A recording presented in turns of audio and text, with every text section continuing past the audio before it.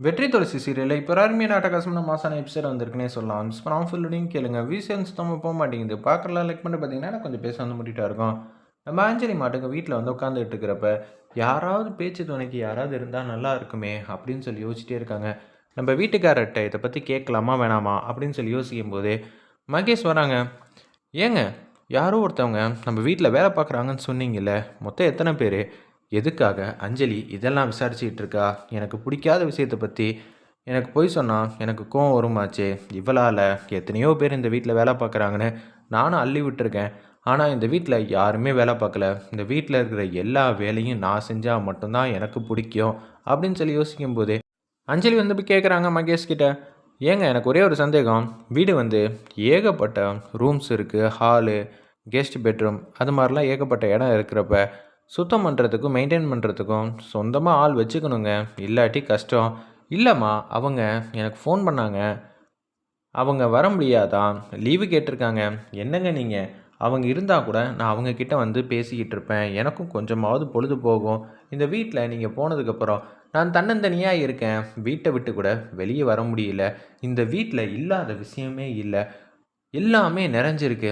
அதெல்லாம் பார்த்து உனக்கு சந்தோஷமாக வந்து இருக்க முடியல.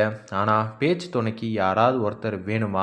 என்ன நினச்சிக்கிட்டு இருக்கா அப்படின்னு சொல்லும்போது, ஏங்க எனக்காக இன்னொருத்தவங்கள வேலைக்கு வந்து சேர்த்துக்கிறீங்களா அப்படின்னு சொல்லி கேட்குறாங்க. எதுக்குமா?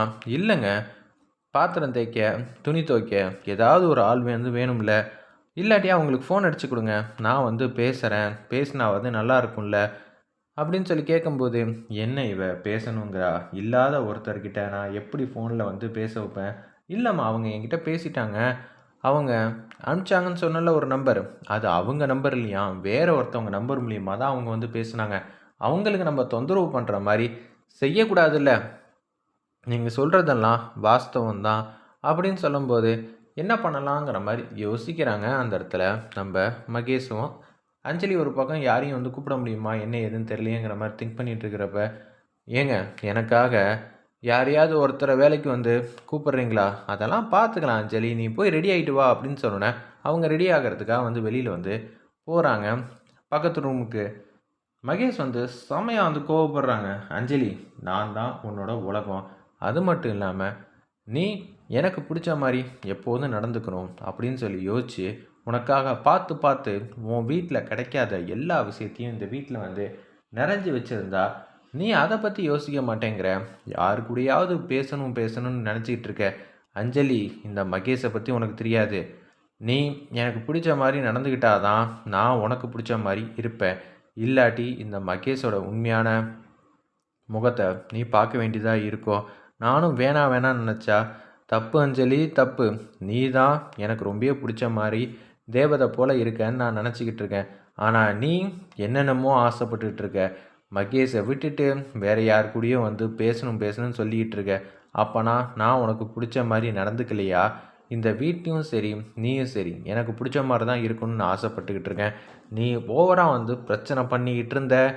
இந்த மகேஷ் யாருங்கிற விஷயத்த கூடிய சீக்கிரம் நீ வந்து தெரிஞ்சுப்பேங்கிற மாதிரி மகேஷ் மாட்டுக்கும் கோவத்தின் உச்சத்தில் வந்து பேச ஆரம்பிக்கிறாங்க. அந்த இடத்துல அஞ்சலி மாட்டுக்கும், என்னங்க கொஞ்சம் நேரத்துக்கு முன்னாடி ஏதோ சத்தம் கேட்ட மாதிரி இருந்துச்சு. அதெல்லாம் ஒன்றும் இல்லை அஞ்சலி, நீ ரெடி ஆகிட்டு வா அப்புறம் பேசிக்கலான்னொன்னே, ஏங்க எனக்காக வந்து வேலைக்கு வந்து ஆள் வந்து சேர்க்கணுங்க, சேர்த்துட்றீங்களா? சரிம்மா நான் வந்து கூடிய சீக்கிரம் வந்து 2-3 பேரை வந்து சேர்க்குறேன் அப்படின்னு நம்ம மகேஷ் வந்து அஞ்சலி கிட்ட பொய்யா வந்து பேசுகிற மாதிரி காட்டுறாங்க. தப்பு அஞ்சலி, தப்பு பண்ணிக்கிட்டு இருக்க அப்படின்னு சொல்லி மகேஷ் வந்து செம்மையாக வந்து யோசிக்கிறாங்க. வெயிட் பண்ணி பார்ப்போம்.